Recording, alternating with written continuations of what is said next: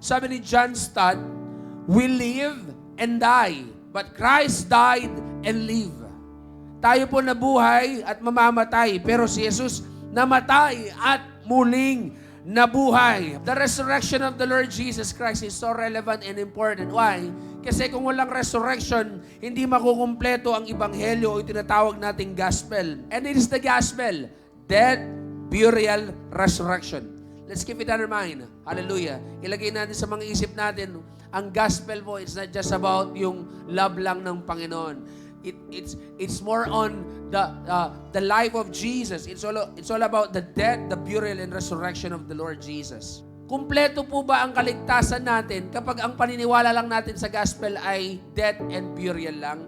Di ba madalas sinasabi natin yan? Namatay si Jesus para sa'yo. Di ba? Tama po? There's nothing wrong with that. Pero that's not a complete gospel.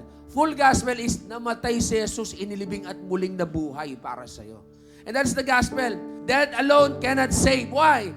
Kung namatay siya at hindi naman siya muling nabuhay, wala po tayong kakayahan at hindi tayo mabubuhay din. And that is the importance why we have to study the resurrection of the Lord Jesus.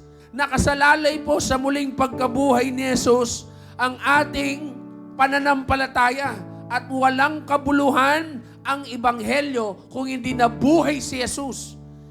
Hindi na po siya nakapako ngayon kagaya ng nakaugalian nating paniniwala.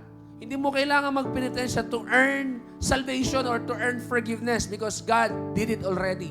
Jesus died on the cross and you do not need to pay for your sin.